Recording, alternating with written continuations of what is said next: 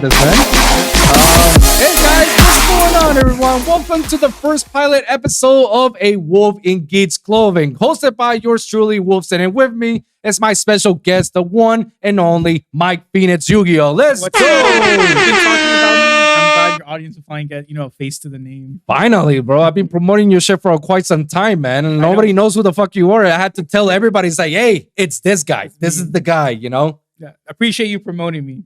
That means a lot. No, of course. And thank you for the support as always, man. You always been a fan of the show. You always, supporting me in all this. So obviously, if there's somebody that I want to have on my show to be a special guest, it's definitely you. Thanks. So there's quite a few out there that I'm looking forward to have a sit down with you guys and come over to the show. But yeah, I'm happy that you are like the first one to come in, especially on this new show that I'm doing right now, the pilot episode, man. So yeah, thank you for coming over, bro, and thank you for always supporting on my shows and whatnot, man. Absolutely. I mean, you make good content. Why wouldn't I support? Absolutely. Before we get started with this amazing pilot episode for this show, and so happy that we just started off, we got a few topics to talk about. We definitely do. We're definitely gonna discuss about Yu-Gi-Oh, what went down yesterday, and our predictions of what's happening in the future with the core set and the format. We're also going to talk about One Piece for a little bit, just a tiny little bit. Our Pokemon DLC review, what were our thoughts about it, and as well the Call of Duty trailer and what we're expecting overall. That's basically where we're having this discussion as the first pilot. But like I said, before we get started with this, let's give ourselves like a little background check about us. So people who are the first time watching this, because I already did episode 0, but like episode 0, it's 0. Like nobody gives a shit about that one.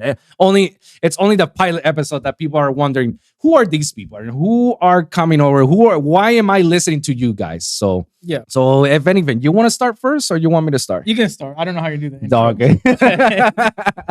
That's fine. So like I said, guys, if you guys listening to my previous channel at youtube.com/The Lone Wolf Podcast, and if you're listening to the Wolfpack, you guys know that I've been preaching about this new channel that I just created just recently, like in a span of 2 weeks and whatnot. And I said to myself, if I got the resources for it, let's just start it, So I decided to make this channel. Obviously, it's catered to niche audience. It's all about people who are enjoying pop culture and geek related stuff, the geeky nerdy stuff. All right.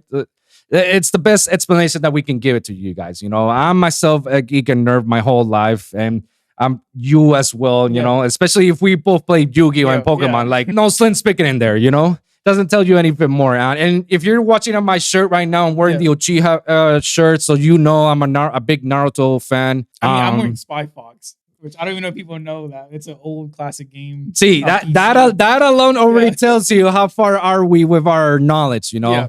But this podcast is basically catered for you guys, anybody who's like into that stuff, and you guys are wondering like, I just want to sit down and listen to some geek stuff related content, like what are thoughts about the recent movies and TV shows that we're watching, even the animes that we're watching, if we have any knowledge to it, video games, the mangas and comic books that we're reading, TCG that we both currently are active about it, and a lot more. Like we're probably like, if we even have the time, do we swim by to a SuperCon or a Comic-Con or something like that, we can give our experience about it and have people over talk about that stuff. That's the whole premise of the show. We're just here talk and geeking ourselves out, basically. Absolutely. There's not much to it.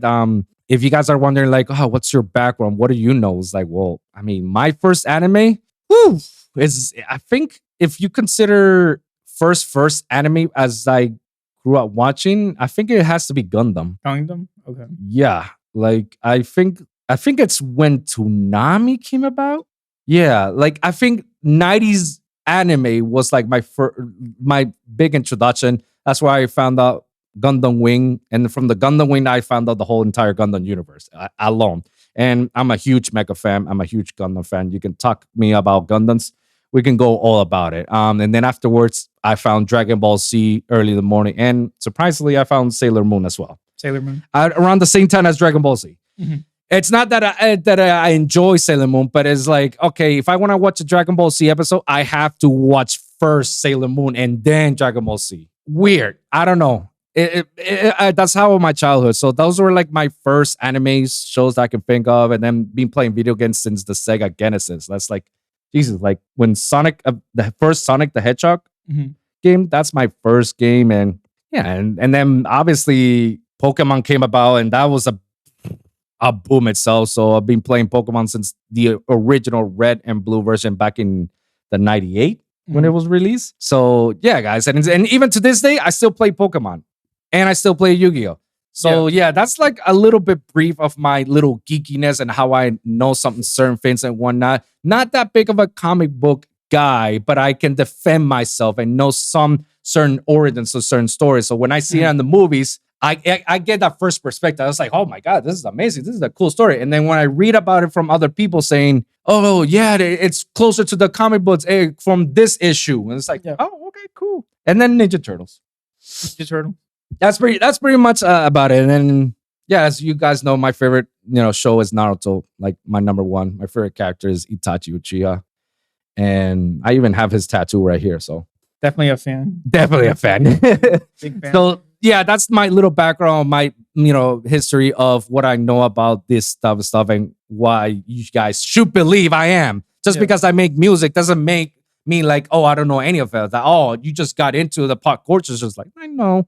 I've been a classic geek my whole life. Well, it's just right now. To be fair, a lot of hip hop is now talking about anime in their bars and lyrics. So it's becoming big. Dude, not only just hip hop. Have you noticed some of the MMA fighters? Yeah. Like Izzy the Airbender? Like Izzy, he quoted himself the Airbender because he loved the last Avatar, the last Airbender. And then there were times in his fights when he wins, he quotes Naruto's Rasengan. So he goes like, it goes like this. I'm like, what?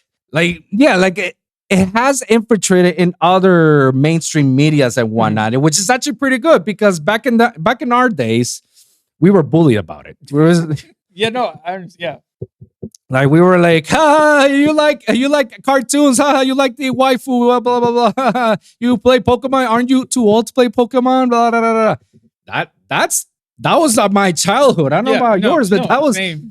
That was and I get bullied all the time. So most of the time we become closet, geeks because we don't want anybody to know that we kind of like this stuff or no, we love this stuff. We just don't want to tell the whole world we do. Oh no, I would tell the whole world. I don't care. I like what I like. If you want to be my friend or not because I like anime or not or whatever, it's like I don't care.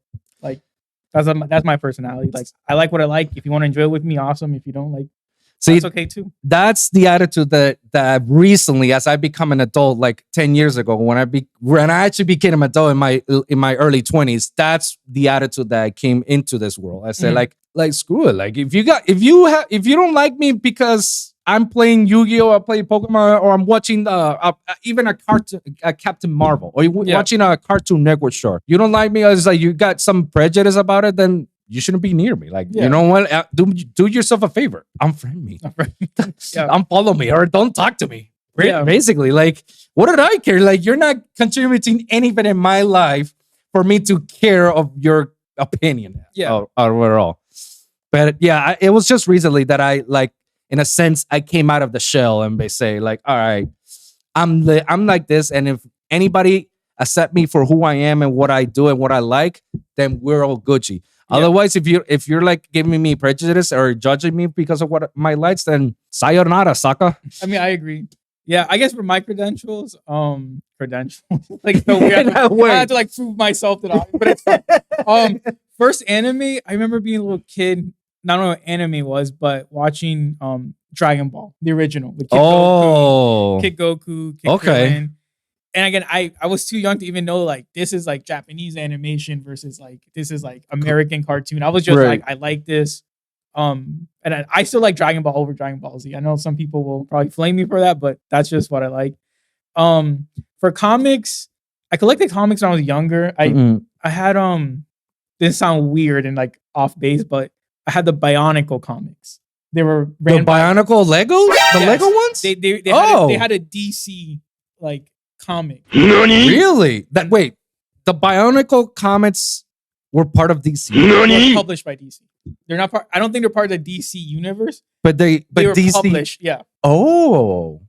And I used to collect that, but I was like 5, 6, 7, so I didn't know about taking care of your comics, putting them in like the sleeve. I was just like, I was enjoying them, like I would read them. Oh my god, it's so cool. Kind of like how we treated our Pokemon cards earlier. Like Yu-Gi-Oh we just put it in our pocket with our rubber band and whatnot, not knowing that 20 years later it was gonna worth double what we pay. I still have like first edition Blue Eyes White Dragon with like the giant like scar because I put that in my pocket. And I took it out of my pocket once. It was just like folded. I was like upset when I was a kid. I was like, oh my god, my Blue Eyes got folded. But now I'm just like, that was first edition. Yeah. And if I kept it in, but again, it's like I had fun playing it, bringing it to school. So like I had fun, but now it's just like looking at it, it's like, oh man, like. But again, like I didn't have anyone in my family or anything to teach me like, oh, you're supposed to sleeve your cards and blah blah blah. I don't think when we were growing up, I don't think there was anybody that was into it other than ourselves. Like if you think about it, even your family members or anybody who's older than you, it was never a thing for them. This was something for us. So unless there was an adult that tells us like, hey, you got to take care of it, we didn't know any better. We just put our cards in our pockets or our wallets. And how after school or recess time, we're like playing and we're all sweating around that. And you see all the borders all like wet and everything. But yeah, so that's my first comic introduction was definitely like Bionicle. Wow. DC, which is weird because I know I knew Batman from the show and stuff. Yeah, but that's how I know Batman from the show. Marvel, never really got into Marvel. I mean, I knew the superheroes. I did see this, when I was a kid, again, this Tobey Maguire movies. Right. So like I knew who Spider-Man was, stuff like that. For gaming, you were playing some Genesis. That's crazy. I started Game Boy Advance. Oh fuck. Thank you for letting everyone know how old I am. Shit. I was listening. I think my first console was actually the GameCube. I remember like one Christmas, my dad bought me the Mario Kart Double Dash bundle. It came with 2 controllers. Yo, that was my first console. Mario Kart Double Dash with the gray GameCube, 2 controllers, and I remember like trying to get my friends to come over and stuff because that was my first console. Right, and it was like already like multiplayer and stuff, so it was really cool. Yeah, so I guess that's my credentials. Like, pretty good. Damn, you took me down to memory lane, and that's funny because out of all the Nintendos, I played the original NES and the Super NES because my cousins were older than me, and whenever I come to their place or our grandma's place, I get to play them. Yeah. So I never owned them, but my own first console was the Sega Genesis, and Sonic was always like my number 1 game overall, and then. What was after the Sega Genesis? It was like Saturn. The Saturn. Oof, that was a failure. That was a failure. Golly. No, I think after Sega, as the years I get older, the next console I had was the Game Boy Pocket with Pokemon in it, and then it was that Game Boy Pocket, and then years later, like not too long, it was the N64. And then later, I just I got all the consoles, but never got the GameCube. GameCube was probably the one console I skipped. Every other console I got. You skipped a good console, bro. Everybody tells me the same thing. You skipped a good console. Everybody tells me the same thing. But in my logic, I say, well, here's the thing. We have a Wii. I can play GameCube in the Wii. So it's like. That's true. Any games you recommend? Resident Evil 4 and the Super Mario Sunshine and stuff.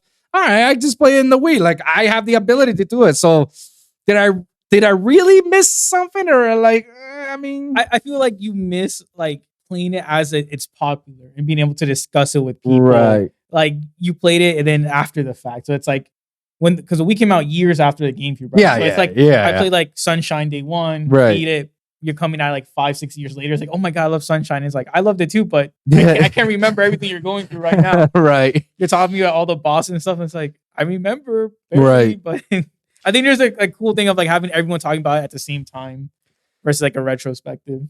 I think that at the time when the GameCube was around in my age, it was I was already in junior high around that time, probably when they came about. So what the real talk was throughout my childhood, the real talk was N64. Like everybody, like I had to borrow books from friends of mine so I can pass certain games because I couldn't do it by myself. Like no, but before the internet, well, the internet was alive. It's just there wasn't access that we have. Like, we didn't have the walkthroughs. Like, if you go to YouTube, you say, damn, I can't pass this Resident Evil level. YouTube.com/search, how do I beat this boss? Like, hundreds of thousands of videos. How do you beat that boss? And even walkthroughs. And you just go, okay, this is how they do it. All right, I'm going to do it. No, back then it was all about skills, literally. And reading a book. If you have the book and you can actually, okay. So what is it? Read what it says. Okay, I got to do that. I definitely think like Easter eggs and stuff like that was definitely more valuable back then. Yeah. Anyone that played Pokemon knows Sapphire and Ruby had the Mirage Tower. Ooh, yeah. Oh, yeah. And that wasn't on the internet. No. That's something like I just like went randomly on the ocean. I remember finding it and then telling my friends, like, yo, I found like this like random island. And then all of a sudden the Pokemon came up and you're like, what the hell is this? Yeah. I remember that. I saved there and was showing my friends, like, look, there's this tower. I don't know how I got here. But something like that modern days, like day one is free on YouTube. Someone's like, how to get, Rayquaza or whatever. And it's funny because now there's certain YouTube content creators get the like day zero pass. Like they get the game first before the general public gets it. Yeah. So once they play it, they can actually record it and do the walkthroughs through the game. And then like you say, as soon as somebody gets the game, I'm like, fuck, how would I do this? There's already somebody like a day before the game was released already posted the walkthrough. So it's, hey, who knows? We can do that. Why not? What the fuck? Yeah, just give us the day zero pass. Hey, we'll be happy to promote your game. Absolutely. A disclaimer if it's good. If it's good, I mean, why not? You serious? But yeah, it's been a wild ride in our childhoods, Definitely. And I think like when Yu-Gi-Oh came about, I was already in junior high. I was already 8th grade turning to 7th grade. I was already 7th grade to turning to 8th grade, and then 8th grade to 9th grade. It was like around 04. Yeah, because I graduated 08. Yeah, 04. I was in 8th grade. That's when I got into. By the time I got into Yu-Gi-Oh, we were over in the 4th course set, the Pharaoh Servant. Okay. So that's when I got into Yu-Gi-Oh. I was a little bit late, like 4 core sets later, but again, I didn't know anything about it. I picked it up, watched the anime, and I say, every Saturday, let's go. Yeah. For me, I was in 2nd grade. Holy crap. Sorry to expose you like that. Emotional, damn I was in 2nd grade. I remember my older sister would like watch it with me every Saturday. Yeah. So we watched the anime, and then like she was the one that went out and bought me cards and stuff like that. It was first like the starter decks, and then I think around Christmas they bought me a couple of the tins, like the Joey tin, Yugi tin, Kaiba tin. So yeah, and again, I wish I knew like to keep that stuff like better. I wish we knew better. Not just like keeping our cards, safe, but also I wish we knew better about the value of certain cards, like whether we should buy a core set or just buy the singles. At that time we were kids, like we didn't know any better. But I mean, I didn't have any money to buy either, so it was just whatever people gifted me. I took, was happy and grateful. Bro, I remember. Do you remember DMAC, Dark Magician of Chaos? Yeah. So the original printing when I was playing it, it was like $80 for one single card. Like obviously, it's not that crazy when you look at the card and it's level, but back in those days, like what we consider Gold format, that card was pretty nuts, and it was 80. And then obviously Chaos Emperor, which is like the most broken card. Like everybody had free copies of Chaos Emperor. That's $300 for a playset. Yeah. Everybody was literally playing the deck, and everybody's like just nuking the entire board and lose life points. And it's just like, well, top deck and see what we can do. I mean, the card is still expensive like that. Just a playset of Thrust, it's $300, right? So the game hasn't really changed per se, but I think like what damaged the value is when it became reprints, which is good for the casual players like us or the semi-competitive players like us, that we can just like get the car. And it doesn't cost us an arm and a leg. Now everything it costs us an arm and a leg. Yeah, definitely. At least with Yu-Gi-Oh, I don't know about the other card games, but to me, it's like there's like you pay a premium to play the better cards first. Is what's happening, right? It's like Cashier Fenrir, right? When it came out, it was $60. You had to pay like $180 for your play set, but that was like just alone could win you games. Yeah, and so you paid the $180. to get to play it 6 or almost like a whole year early, right? The whole year. That was Darkwing Blast. It was like the last set for 2023. Yeah, that was like around October-ish when it got released, and the tints we just got it on September. Yeah. So you got to play it 11 months early. So that's the price. Yeah. To like play good cards early. Or getting on the boosters by just like, oh my god, lucky you just pulled the most premium card ever, you know? I mean, like I pull my thrusts. So I pulled my frost, I sold them, and then I bought them back again. I pulled all my Fenrir's. I pulled 4 Fenrir's, and I sold one of them. I could not pull any. I was crying. I even pulled 2 Lubellians. You're crazy, bro. What you're telling me I'm crazy? You're the one who pulls Starlights and collector's rares. Yeah. Like, what are we talking about? I wish I could pull a star. If I pull a Starlight out of any core set, I'm telling you right now, that's the last time I will buy a booster set.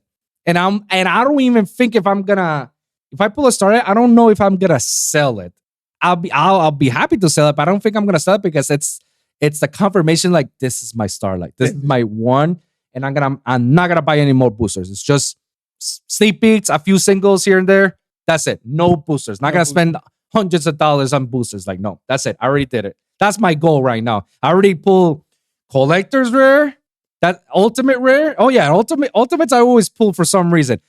Quarter centuries. I don't know if I'm gonna pull it in the next couple of core sets. We'll see. I mean, we got one coming this Friday. I mean, yeah, this weekend. Saturday. Yeah, and I always pull any rarity, but never the quarter or the Starlight. I don't consider the quarters like we had in the tints.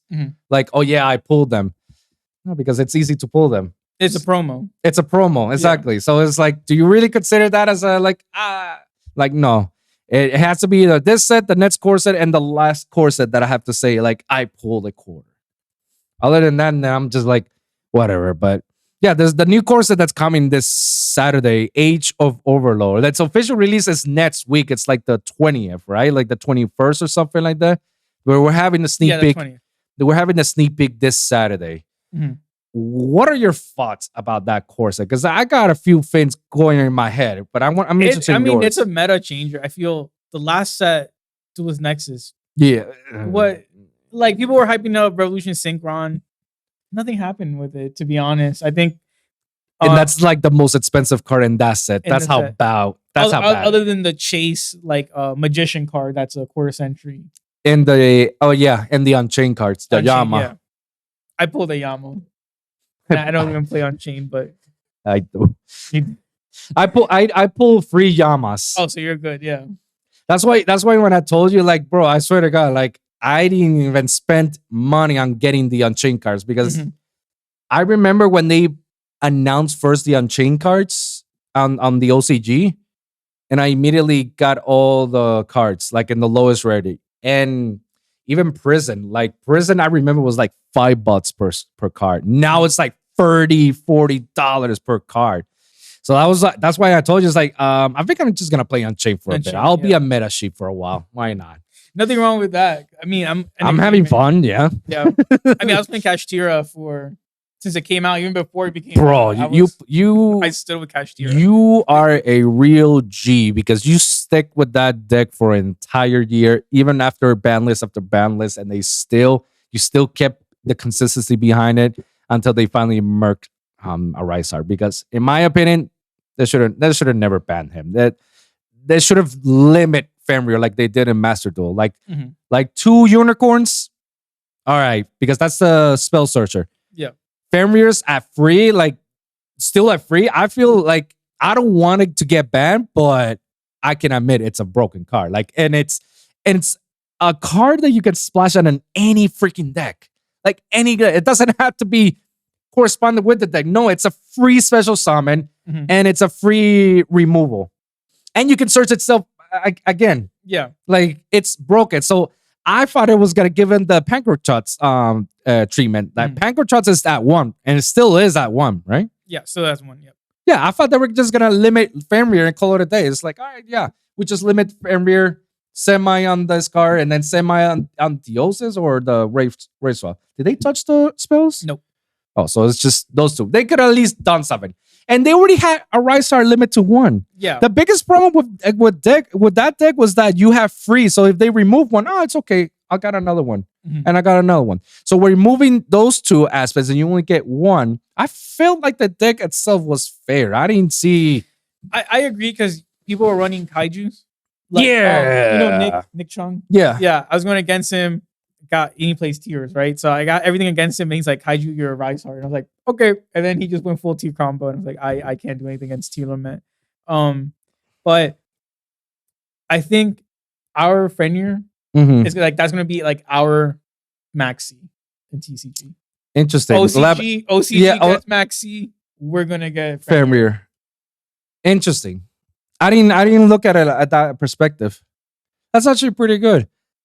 Yeah, because they have Fenrir ban. Yeah. And they don't have a Rysar, or do they? They do. Rysar's at 3. But it's like, how do you summon it, right? Like summoning 3 level 7s is hard. But they still have Shangri-La, right?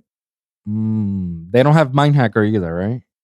I think my hacker is banned in OCG. That's okay, yeah. So like if you want to do this, you're gonna play what, like instant contact, and you can't even play Astro Curry because a Rysar's not a number card. Yeah, you'll have to have like a number card, like Big Guy or Harmonizer, or even that Mind Hacker, which was a number. Yeah. That was the combo. So I think it's like you're gonna do like summon Unicorn, then Psy Beast, and then hope you get instant contact. Then you can get a Rysar. It's just not. It's too janky. It's a lot just to get it out. It's like you have to pull everything just to get that card out. Yeah. Well, I mean, the other way is like just get Shangri-La and then Rysar effect, and then you can Shangri-La effect goes off, and then you can slap a Rysar on top of Rysar. Yeah. I guess that's one way to do it. But yeah, there's just a lot. I guess there's a lot of difference in the OCG and TCG. I'm one of those people. We should have Matt C off. I'm that degenerate. I welcome chaos for the most of it. Tier limits has had to be the one archetype that I'm strongly against, even to this day, because it's still broken. Even after Kikalos is banned, even after hit how many all limit to 1 except for Reinhardt, like the Shizu cards and all the other tiers are limit to 1, and you only have like tier cash and Reinhardt at free. Like even after that, tier's still doing things. Like that is probably the one archetype that I do not welcome it as part of chaos. Like I like chaos. I'm okay if we got Maxi. I play Maxi on Master Duel. Like, because the thing with Maxi is like, oh, you're gonna Maxi me next turn, I'm gonna Maxi you. You know, so it's like it's a back and forth. You know, like, but isn't that what we call strategy? It's like okay, you Maxi, or when you that's why we got certain cards like Ash, Call, and Crossout. Yeah. Maxi alone, you can do like a 4-chain combo. Yeah. Like Maxi, Ash, Call by, Crossout Designator. Like I've done like that, gone that far in Master Duel. Jeez. Like going back and forth. Right. So it's like people will say like there's no interaction. I'm like, we just had a chain 4 off of Max. But tier, I don't know if you've seen like unofficial tournaments that they like unban everything. Right. And tier element was like the winner, and it didn't run Pot of Greed. Because Pot of Greed was a brick in tier. Really? The deck that won was the only tier list that didn't run Pot of Greed. I thought that will like you want to see your half-nif. You want to see your tier so you can activate from your hand. They want to mill more. So they prefer grass is greener than anything. Yeah. And so like I was joking around saying like now we can make Pot of Greed legal, because if you have a deck that power creeps Pot of Greed, why can't the weaker decks have Pot of Greed? Obviously that's never going to become unbanned. Like Pot of Greed is going to be banned forever. I understand why, but I was just joking around saying like, yo, the top deck can't use Pot of Greed. All the other decks could have it now. That's wild. How and they were playing Shockmaster. Because you know how like they're playing like Abyss Dweller? Shockmaster. Yeah. No, that's ridiculous. Do you see what I mean? Like, I don't mind having a certain type of decks that are like OP, or as long as like the whole game set itself is fair enough. Like, yes, you see Kashira top a lot of times because of her Rysar. You see them going above and beyond, but if you look at just Cashier and you look at the other decks, you notice that there are more than other different decks than just Cashier. It's not like how it was in, remember, internal format when it was just Orcus, Thunder Dragon, Salads, and Sky Striker. Those are like the 4 decks that's always represented, no matter what. It doesn't change anything. Like road decks, forget about. Tier 2, forget about. No, it's always those 4. Yeah. That's how I felt like with this new format. It was like, all right, it makes sense. Like everything's fair. Everything's fair play. Like shit. I remember that was telling you, dude, Bank was so topped. Yeah. Like that deck is not even considered tier 1. It's a tier 2 at most. At most. And I love that deck playing it. It's a good mid-range deck. It's a good control deck. However, depending on what variant you're playing it. And it's fun to play it and has a couple interruptions. And if you play it correctly, you got the game. And nobody knew how to play that game. And imagine that deck alone gets you up top. Manadian, that it's so easy and it's so easy to stop, it gets top as well. So you see a bunch of other decks getting top easily and be like, all right, this is fair play. With tier around, like, bro, you see the whole bracket itself was just all tiers and then just little bits of Sprite or Cash or whatever other decks. It was any deck that could play Shifter.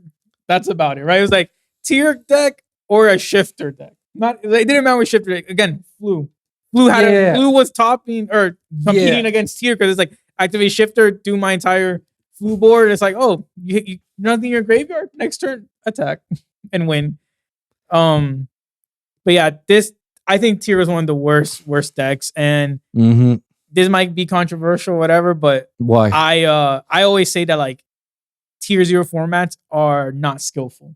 No, all the pro players can say that, but to me, it's like you're just memorizing 60 cards, right? You're memorizing the 40 main deck cards, and then memorizing the 15 from the extra deck, and then 15 from the side. So 70.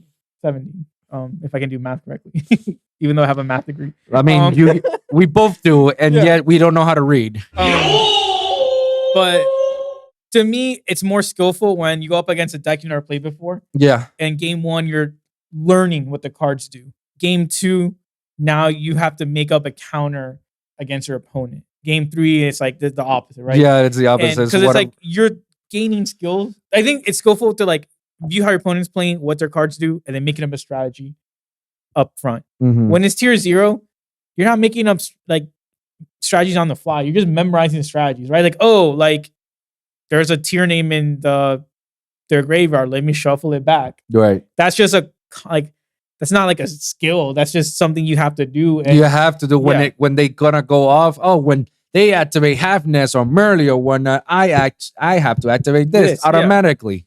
And then that's how the do is for the 2 days at the YCS. It's just, you got this shuffle. Because like again, I was playing Pearly yesterday, and we gotta talk about that. Yeah, we need to talk about. We go to Age of Overlord, and then we go into that. Yeah. Oh my god, we're like ranting about tier 1 worst deck ever. But like yesterday, I had like the shuffler in the graveyard, right? And it's like I had no reason to shuffle against certain players. Right. So it's like now I have to change my strategy. I have to take out the shufflers because they're useless, and me put in like a better hand trap or something else. So it's like, to me, that's strategy. To me, just because again, I can't remember the 10K unique cards in the game. It's impossible. But like me, like losing to you first game and learning like your deck, making a strategy to come back, or maybe you go first, I still beat you somehow, but I'm still learning. Like okay, like if I'm going against like I don't know Rika, right? It's like that's what your Rika card does. Okay, now I know what to do. Yeah, what to do. Blah blah blah. But yeah, to me, tier 0 formats are not skillful as much as pro players want to say it is, and that's why they love it, because it's like it's not because it's skillful. You just have to remember, like I said, 70 cards, and that's it. Like you're playing like a rotation, right? You know how they have like we have to do like rotation of cards. Like everyone's playing tiers, and that's why like going to regionals or YCSs, if you bring like a janky deck, people like pro players cry. Like, oh my god, I lost and I've seen it. I've seen my god, if I got stories about that. Yeah, I've seen like pro players on Twitter cried because they lost to heroes, you know. And it's like I thought you know how to play hero. I thought you're a pro player. Like if you're a pro player, you should know how these cards work. Yeah, like, it shouldn't be hard for you to. Yeah, we're like, I mean, maybe the matchup is hard for them to win, but it's just like they go and rant that it's like, oh my god, someone's playing heroes in 2023, and it's like, bro, or like well, I lost Right. heroes in a tier format. It's like, yeah, you lost a Dark Law. Like, Yeah. But they're crying because they didn't, their record got messed up because someone else is there having fun with their deck that they want, And it's like, yeah, you just want a rotation. Yeah. And Yu-Gi-Oh's not a rotation, right? It's an eternal format game. Exactly. So. Yeah, and I agree with that. With some of these pro players, complaining about like, oh, I lost to this, I lost to this stupid card. I was like, I mean, you're playing a tier 0 deck. Mm-hmm. You shouldn't have any issues, right? You're the pro player in all this. I'm just having fun. My concept of playing Yu-Gi-Oh itself has always been just go have fun, man. Like, I'm not trying to be a pro player. I'm not trying to be like the number one. Maybe to have that bragging right to say, hey, I top a regional. I top the local. I'm number one in the local or something. Or bragging rights. Sure, that's fine. I'm not gonna dedicate my whole life and everyday basis to play certain decks and pay hundreds and hundreds of dollars so I can get the best cards. And something that I keep telling everybody, you can literally have the same deck list as a pro player and you're not gonna top. Oh yeah, absolutely. Because you need to have that skills. And that's one of the things I hate about tier element format. It was no skills whatsoever. Anybody can top. Anybody. And when I see, and obviously the pro players, for them is good because it's easier for them to rise up and climb up to the top, to ladders. It's easier for them to go into these YCSs and worlds and championships because all they got to do is just play autopilot a freaking deck that they just have to memorize. And like you said, whenever they go against somebody, they don't know what they're playing. They're like, oh, what the hell is this? Yeah, of course, because you already pilot yourself automatically how to do all these strategies. You didn't prepare of what may actually come. And that's why I feel like janky decks came top very easily. Because that's how I easily got to one of the regionals. When Vanquish Show came about, I almost topped. If it wasn't for 2 losses, I almost topped. That was probably like the best performance I had. And it's because nobody knew what my deck does. Nobody knew it. Everybody was already like, let's see. I don't remember if it was like the last days of tier. No, it wasn't tier. It was just the beginning of a cash. Yeah. So that regional alone, I almost thought if it wasn't for 2 losses, man. And I got in one of the losses, I had to call a head judge for that because that was just like, that's some bull. But like I said, I faced pro players. And they were like, what does this card do? What does this card do? It's like, yeah, this card does this, this, and that. That's the advantage. And every time I go to a regional, I always try to tend to go to the most janky deck that people don't know how to play. If you know how to play, if you know how to pilot it, and you know what to counter, then yeah. And these tier 0 formats, you like your entire side deck has to be counters of this deck. So obviously, how are you gonna get yourself prepared if you face a jank deck? Yeah, absolutely. For doing tier format, I was playing S-Force. Wow. And people don't Yu-Gi-Oh! That's just like a meme deck. Literally. But I mean, guess what? It was a shifter deck, right? You activate shifter, you could win. But also like S-Force Gravitino, when a monster team column leaves the field, right? It gets banished. It's like Dark Law. So people are just like putting stuff from my S-Forces. And you're like, And then like they try fusion away or something. And it's just like, it's banished. It's banished. It doesn't go to graveyard. Then they're like, oh, okay. And then they lose to that. Because I'm like, well, I got all my beat sticks. Yeah. And let's go. But yeah, so going back to Age of Overlord, I guess segment from tier was the Horus cards. I feel like Horus is gonna be like another like Cashier Ephemeria. I feel like that's like a good engine. Like it's gonna be splashable or anything. Like I'm already seeing tier Horus. I'm already seeing that. I was like, why? Like why? I thought we killed tier elements, but no. A lot of people are going back with tiers and they're just splashing the Horus cards. Yeah. So I feel like Horus is gonna be definitely the engine that's gonna be sought out for this course. Like everybody wants to get that card. And surprisingly, when I saw some of the early pre-sales from Gamer's Choice, I'm surprised for the prices. It was actually comparatively affordable in a sense. Like usually the spell card King Sarcophagus, either a 1 or 2 off free offs it's because you're going full force Horus. Yeah. But It's not an engine. It's gonna be like your whole deck is gonna be horse. Yeah, that's a 3-off. yeah, but if it's gonna be a splashable engine, it's like 1 or 2 off is fine, and then you got the free searcher, the Rhoda itself, and then one of the other extras. You're not playing the whole thing. Yeah, that spell itself is like $10 on pre-sale. I was just surprised because it's like, well, I mean, I know it's an ultra rare, so obviously price difference might fluctuate later on when it's released, but still, it's $10. The searcher, the main Horus card is like $30 on pre-sale, and it's already sold out. Now, of course, why wouldn't it be sold out? That's like pretty cheap. Yeah, it's pretty cheap because in my head I was like, damn, the Horus itself is gonna be $50 each, like it's something ridiculous. And I'm looking at it, it's like, damn, it's actually pretty cheap. This is actually a good thing for us because if we're planning to play Centurion Horus in the next format when we get all the cards, and yeah, I think like Diabella Star, that chick, the fire, that's another one that everybody wants to have. Like secret, that, yeah, that's secret. That's the one that searches you Jet Synchron and Kurikara and you can splash it because you can just easily special summon it. You just send a card from your hand, special summon it. Like that's already, that card alone was $25, but the spell itself is like $60. So I don't know, whoever's playing that deck, the Snake Eyes deck, they'll be spending, I feel that they'll be spending more money on Snake Eyes than they do on Horus.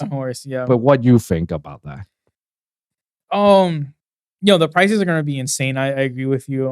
I wish to capitalize on some of the gamer choice. I think I'm screwed trying to buy boxes. Although I did see a lot of the Horus cards are quarter century, and so is the Diabell.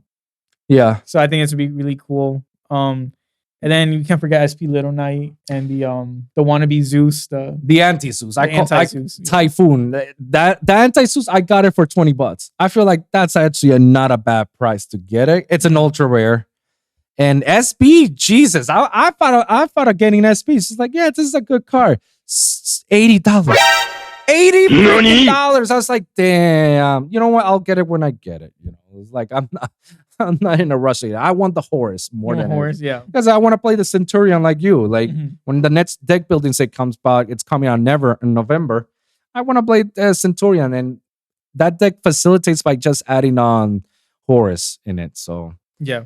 And obviously, Horus is gonna be the most sought out engine in the entire core set. Like unless people want to get first the Diabella Star card, because it's another special.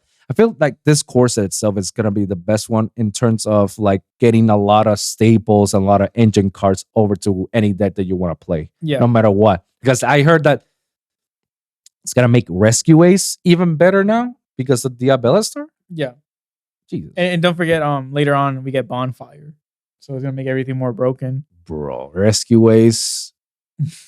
What else? The Centurions, because they have the one of the combo starters is a Pyro. So yeah, Volcanic people, Salad. Oh no, not Salads because they're Cypress. Volcanic people. Yeah. This is a good set. I think looking back, like, do you feel like Dune was bad? No, Dune was the worst. 100%. 100%. Other than like that one Pearly card. And then that even tanked too, because I think on pre-release it was $20, and then I bought it at $20. Yeah, and now it's like $4. $3 to $4. Okay, cool. And again, Pearly is the meta, top deck, and the one of its main cards is $4. And you think out of the 4 core sets, we have Photon Hypernova, best one. Okay, you don't have to go through the list. I'm sorry, you don't have to. Cyber Storm Axis. What was in that? Medadium. Manadium. Yeah. I mean, people bought it, but I bought it. Vicious Astrolot is just broken. It's like banish from the graveyard, special summon, and then pop a card. Yeah, but that's only if you're playing Visa Starfrost. Yeah, there's nothing too generic. Dune obviously bad, and then now this core set. This core set's like really good. I think it's better than Photon. You say? Because Photon was only hype because of Kashtira. Okay, and then they killed it. Because the generic cards for Kashira came out in Darkwing Blast, right? Yeah. So like the Fenrir's, the unicorns that we want to run and splash in any deck, that came out last year. So, and then it got reprinted. So I think Photon Hypernova was really good for Kashtira, that was a meta changer, but not like a generic, like that changed the format, but not like the meta, right? Because the anti-Zeus, every deck's gonna run in. Like 100%. if you're running 2 Zeus, you might take one out. One Zeus and then put the empty. Yeah. SP Little Knight, just way better than Donner. It is better. I don't know if I'm gonna run it right away. I feel like I could get my money either on Donner or the Sky Striker Ice. The Azalea? Azalea. For now. Whenever I get SP, okay, obviously I'll replace it. But in the meantime, I think with Donner or the Azalea, I can get away with the debts because, bro, $80 for that deck is like, this is IP Masquerade all over again. Yeah. That card is broken as it is, but I remember when it was released on Chaos, but it was just like too expensive. Like, come on. But yeah, I mean, other than Thrust that came out in Photon, Hypernova, like what else was there that was meta change? I'm trying to think. I can't look at it. Like, let us know in the comments down below for all you Yu-Gi-Oh enthusiasts. Like, let us know what your opinions about the core sets and which one's the best one, and what was the chase cards on each core set. Other than Starlights, obviously Starlights are always chase but cards, I mean, like chase cards as of like, what was the sort of cards or the sort of engines that everybody wanted? Like obviously in Photon Hypernova, everybody wanted a Rise Heart and Frost. Yeah. In Cyberstorm Axis, I feel like everybody wanted the Manadian cards. I'm pretty sure there's another card that we're forgetting. It's gonna come out later, but everybody wanted that card. And Duelist Nexus, the Sara was just ref synchron because everything else was just like whatever. And then in this one itself, there's so many cards. Like you have the Diabella Stars, you got the Horus Engines, you got even the Testina. People, maybe I'm coping, maybe I'm full of myself, but I feel like this second wave of Testina is make the deck much more competitive. Bruh. It's basically a Book of Moon, a Book of Eclipse, steal your cards and just like take away your board, just break your board apart. It's as a well-established anti-meta. Maybe I'm coping, maybe I am, but I feel like, as I'm reading these cards, I'm like, these cards are freaking broken. Like, why is it nobody like wow about it? It's like, is it me? I haven't read them, so I'm not gonna give an opinion. I don't want to say anything and then get blamed. I don't know. I haven't read them. And then all of a sudden, the Ken and Gen became like the most popular common cards. It's like, oh my god, these broken. It's like, are they? I don't even know what they do. Based on what you told me and what I was told yesterday, it was is a draw 2 and discard 1. Yeah, basically that's the combo. Yeah. And today, this morning, I swear to God, this morning, I saw in the Facebook group chats, there's already somebody playing that engine on Unchained. And I saw their board and I saw their comment. I'm like, oh my God, Jesus, it is broken. It is broken. Like 2 common cards. Who would have thought? Yeah. I mean, but that's good because now, like, if you open one pack and you pull them, I got them. You got something playable. Yeah, exactly. Like, how many commons do you play in your deck? Like that not reprint, you know, like that they're not reprinted. Yeah, no, it's exactly. Yeah, you're right. The commons are like, I think the last time I played like a common was land flipping. Wow. And that was just to deck out people in Kashtira. Wow. It was just like, oh, Golden Castle land flipping, let's go. But probably the Cobalt, the level 7 dragon that I play on because I had the ref package is basically pop a card in the field. And if it leaves, then pop and then resurrect something. It was a broken card, but it was a common. So I played. Yeah. There are not that many commons. Yeah. I think Kashtira Ogre. You could splash that.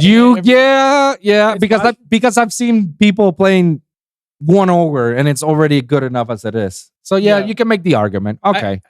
Ogre, I look at the top 5 of your deck and banish one face down. Like I get to control what you draw, right? Because it's like, oh, I get to see your top 5. That's true. I'm gonna let you either draw the top one, or I'm gonna banish it and let you draw the second one. Or if I see a combo piece or a 1-up that I know is gonna ruin you, I'll just banish that. That is true. So I think like, you could splash Ogre instead of Fenrir if you couldn't afford it. It's still gonna. I mean, if you like even Ogre as a comment, it's still splashable because, bro, it's a free special summon. Free level 7. Get a tuner, go into Baron. Exactly. Like you don't like if you can't afford to get a Fenrir or what's the other unicorn? That's fine. Get an Ogre.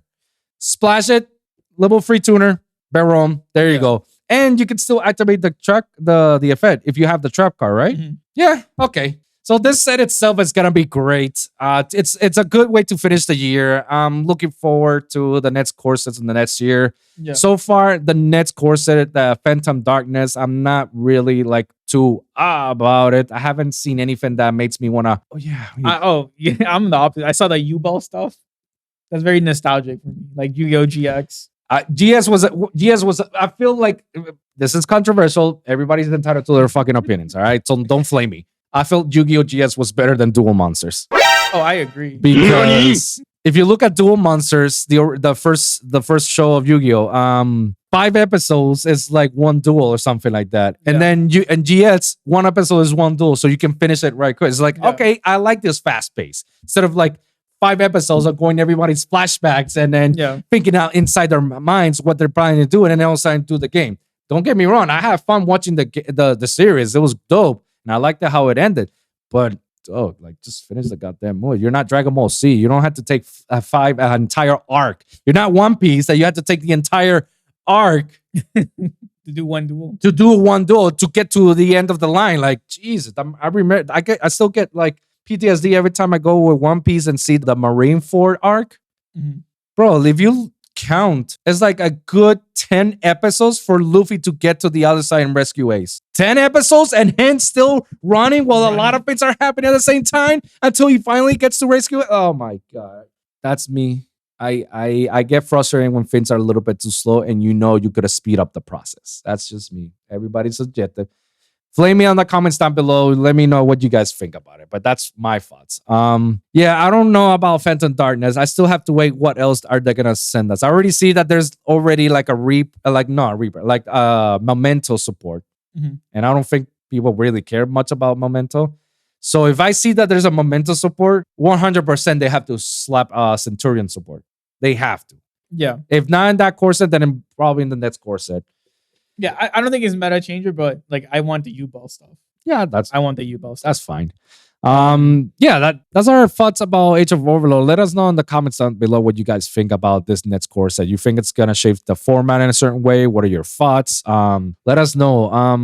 Do you want to talk about like how we did yesterday? Oh yeah, locals? yeah. Let's briefly talk about it. We can move on to the next topic. So, Jesus, I get to the locals. I see him. We're talking, and I'm telling him how to like beat Pearly. I'm running Pearly now. And I'm running Unchained. Yes, so, I'm a meta sheep. Whatever. Deal with it, guys. Both meta sheep. Who gets it? I'm having fun. All right, leave me alone. And for Pearly, I've been practicing online, not on Master Duel because I know it came on Master as EDO Pro. Yeah. Testing hands or just like playing online against random people, and then like pairing them round 1 pairings, Rafa and Mike, and we're like, great. Yeah.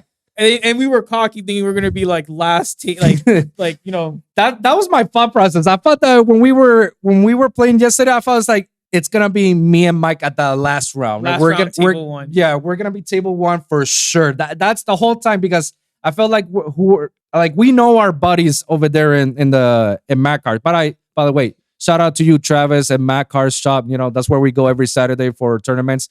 You guys should check that out. Like the whole time I was like, oh yeah, you're here, I'm here, we're gonna top for sure. We're gonna be like the last people. We're gonna be the ones that are gonna be at the end of the first table and whatnot. We were literally the first people to duel in the first round. And I said to myself, like, no, I didn't want this. Not because I don't want to play against him. Because that's another thing. We never play against each other. Never. It's usually during outside of tournaments that we play each other, but never in the competitive section. The last time was Cashier when you were playing Cashier Punk. Yeah, that was the last time. That was like February, March. Yeah, that was before we got the new support. Yeah. Before the support. Yeah. And that was the last time. But like I said, it's not like that I didn't want to go against him because I have anything against him. No, it's because I wanted to see him at the last round and be me and be like, all right, who's gonna get the top? Yeah. Who's gonna be the one?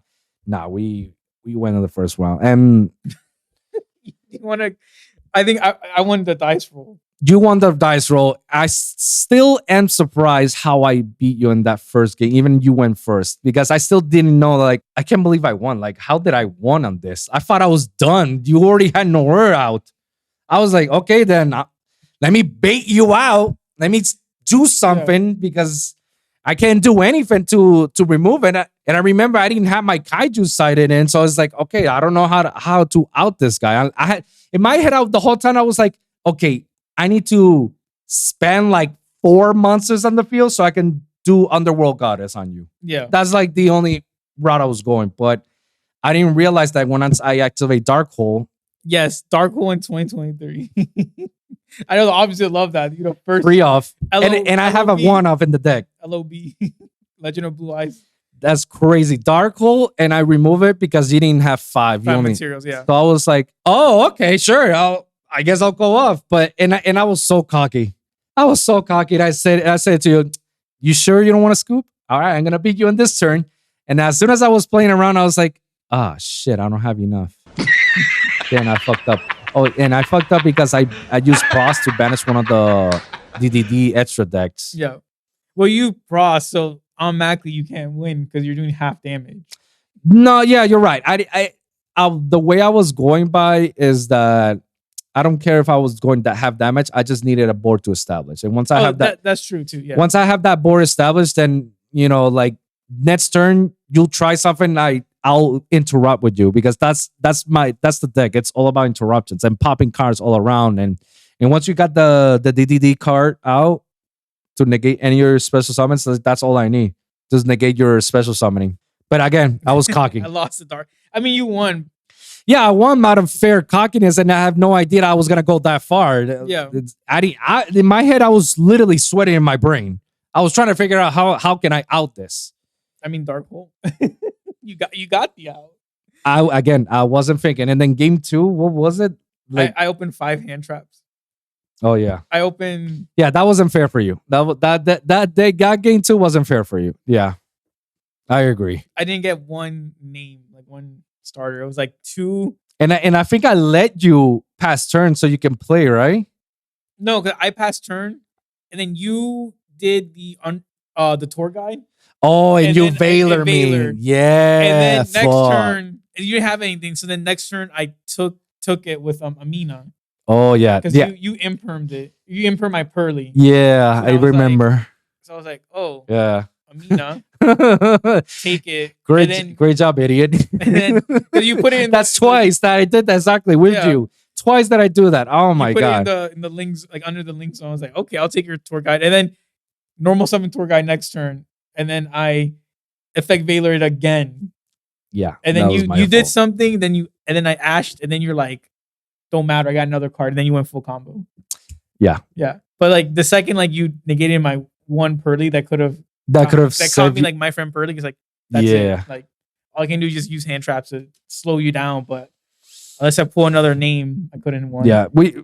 To be fair, like I feel like we're great at playing non-meta decks. I'm super great playing Punk, like Adamantibators and Vanquish Soul. Like I'm super great. And I know you're great at playing heroes and S4s and the cashiers, even though cashier was meta, but you were playing it way before it became a thing. Yeah.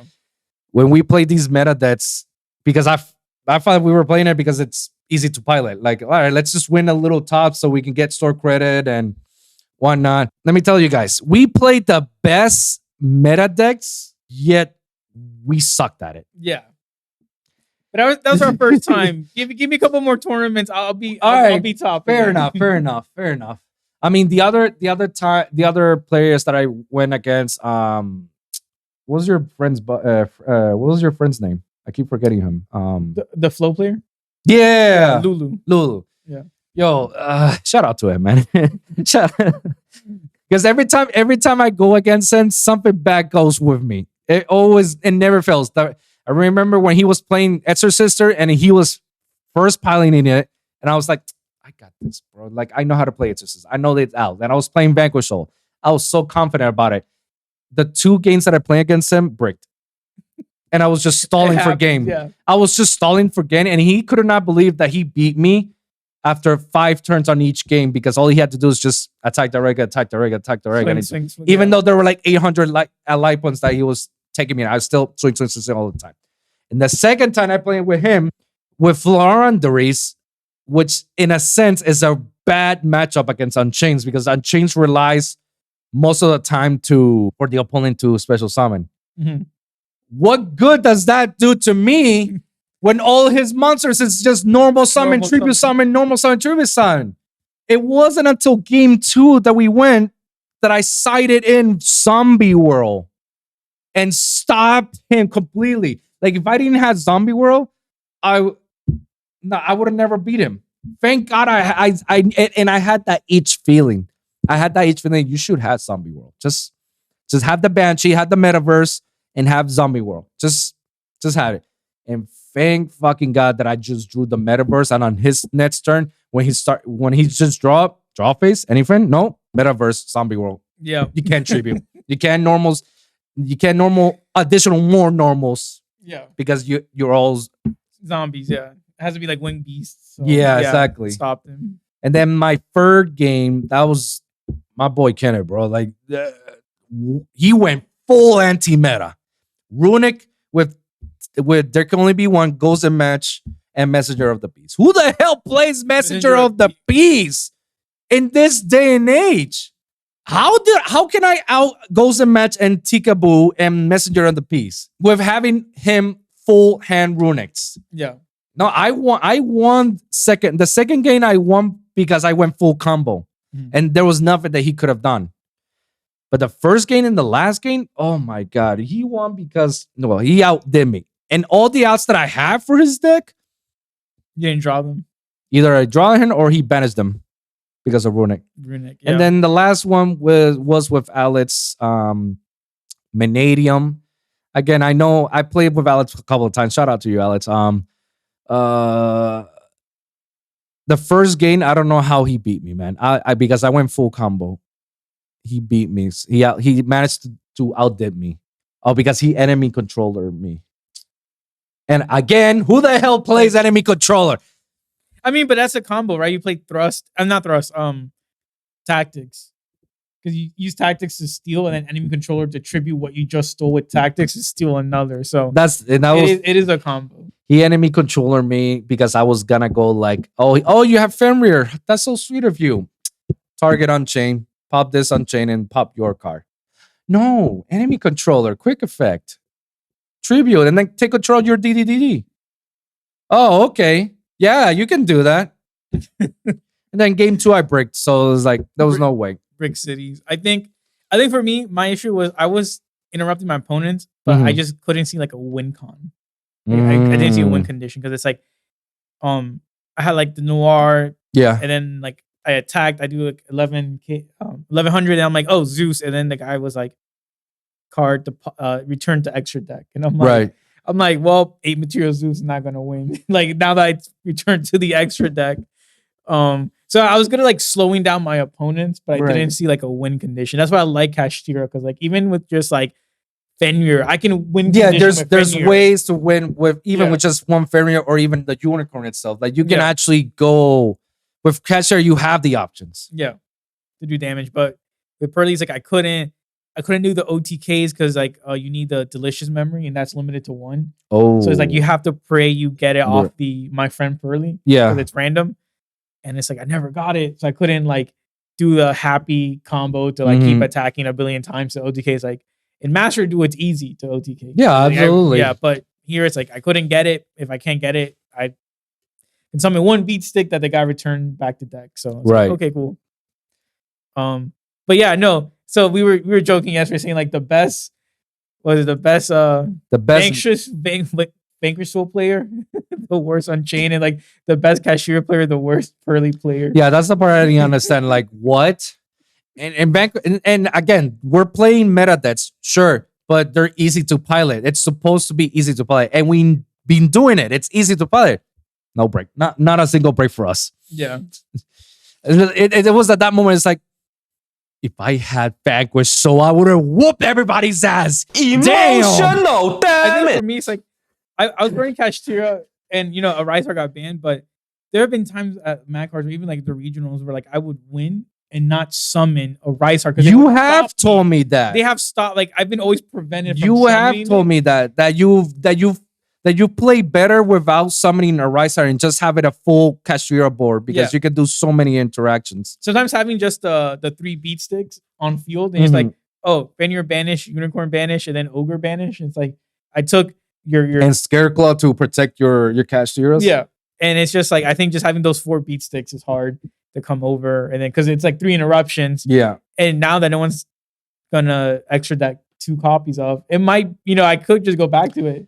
Just go for the jank. Why not? Yeah, just go for it. Because they didn't hit anything other than a Rice Heart. No, and like I said, that was the shittiest ban list. Sorry to say that, but it's the worst ban list ever. Just ban one card, a Rice Heart, because that's the problem. Yeah, get all that cope, Konami. There were other problems, but sure, but Rice Heart is that one. I thought they were gonna ban Fermier. That was my biggest concern. They're like, oh shit, there goes our Fermier, because they have that bad tracking record. It's like selling the reprint of a card and then weeks later ban it, because they already got their money. But it is what it is. We'll see what happens this week when we play, if we play, and we'll see what the rest of it until we get the Centurion cards. So coming up in November. For now, yeah, sure. I'm just gonna pilot Unchained for the time being. Mm-hmm. There's probably a few cards I'll change. Like I'll add the Ken and Gang cards that are coming in this new set. Definitely gonna get the anti-Suze meta, and then definitely gonna get Horus, but not gonna splash it on Unchained. I'm just gonna hold it up for Centurion. And then put all my money on Centurion and just play for the next couple of formats. See, until even Centurion can play even after if they ban Hot Calamity, right? Like they can still play. Yeah, I mean, Hot Calamity is like an instant win con, right? It's not a bad deck if it gets banned. Like, okay, you can once you have Crimson Dragon, you can summon other stuff. Yeah, that was my concern. Is like, like does the deck dies if you ban Hot Calamity? I don't think it does, because you can still. There's so many. They're not that many, but there's quite a few level 12s. Like you got the Cosmic Flare Dragon, Lulu Wallif that does something. Yeah, I mean you can still play around. I'm looking forward to it, man. Honestly. Yeah. Let us know in the comments down below what you guys are fought with the Nets core set and the Nets Tech Villain set. What do you guys think about it? Let's move on to the final topics that we got to talk about before we wrap this up nice and neatly. The last topic, final 2. Your thoughts about Pokemon DLC, the Hidden Treasures of Area Zero, the teal mask. You haven't played it, right? I haven't played it. I bought the DLC just to get the Zorak thing, and I haven't installed, just haven't gone to it yet. Mm-hmm. I don't know. I think just hearing what you said, what other people have said, I think like it was $60 for DLC. Yeah, so because you get two DLCs. Yeah, but it's like $30 for just a small area for 1 hour of gameplay. Like that's a lot, right? Because $30 is committing to half a game. And like I said in the previous episode on Pilot Zero, I should have waited until the part 2, honestly. Like I enjoy it because I'll enjoy anything that Pokemon releases, but still it feels like if I told you, if I hadn't grind for hours to looking for Pokemon so I can catch them and catch that one specific Isuin Ursaluna with the Blood Moon and whatnot, if I haven't grind all the way so I can catch that Pokemon, less than an hour I would have been in the main story. And then I would have captured the free Pokemons, the Okidokis and Mondogi and whatnot, and the teal Pokemon. I forgot what was. I just recently played it, but yeah, it was just so easy. It was so easy for me because that's with having a new roster on my team. Mm-hmm. That's by having a new roster, because I say like, oh, let me catch some Pokemon. Oh my god, a level 60 Luxray. Yeah, let me switch it up with whatever I got here. Oh my god, you can get King Gambit here. Very rare to get it. All right, let me switch it up. Oh my god, you can get this one and this one. Yeah, and then you got a new team, and I liked it. And even you have the Hisuian Arcanine. So but that part I didn't understand. The Hisuian Arcanine they give you as a Hisuian Growlithe, but they give it to you in the lowest level at level 10, and you're like, wait, you're giving me a level 10 Pokemon on an area that's full of level 50s and 60s and 70s. Nani? That's what I did. I just like XP share and put all the rare candies into it. Like it made no sense to me, but I was like, damn, I can't believe I'm wasting all this much. And I feel like that's my biggest concern when the Nets DLC comes out in this winter, when you get all the starters, that you get Tricos, the Charmanders, and the Froakies, and all the starters for all the Generants. My biggest concern is like, oh damn, that means I have to save up all my candies and the and the tier rates and whatnot, so I can level these guys up. Like, damn. Yeah. But I mean, that's how they're trying you to keep playing the game is grind out rare candy. Yeah. I think like my fear, like I told you, like I bought the game like DLC twice, so I can play it in Scarlet and Violet. I played it in Scarlet. It was if I get like I said, if I didn't grind, it would have been an hour. I grinded, it was like a few hours. Mhm. Good. So on Violet, I'm not gonna play it. I'll wait until the part 2 comes. So at least I have a good 3 hours to enjoy for myself, you know? Yeah. The story wise doesn't add much to it. It's just, you know, okay, a new story tale. But I don't know if this is spoiler alert for everybody who hasn't played it, but do you want to spoil this a little bit? Go ahead. They did make reference of Unova. So if people don't know, I haven't played Pokemon before on previous gens, most of the time when you're playing a Pokemon game, and then you somehow reference an old region or an upcoming region, that means a new Pokemon game is coming up next year that's related to that region. So the fact that they announced Unova, that means we're having a remake of Black and White or a sequel of Black and White, like Black and White Part 3, something. So maybe, who knows, maybe we're gonna get the final version of the real dragon, you know, the combination of Zekrom, Reshiram, and Kyurem into one dragon. Who knows? We might actually get it. But yeah, if they references, that means that it's coming up next year. Yeah. So that spoiler alert, guys. Or like a Legends. Instead of like Legends Arceus, Legends. Oh. Yeah, I've heard rumors of that one too. I've heard rumors of Legends Kyurem and Legends of Celebi. Celebi, yeah. Yeah. So, and if they reference Johto, I would agree with Celebi. And I think I will enjoy Johto again.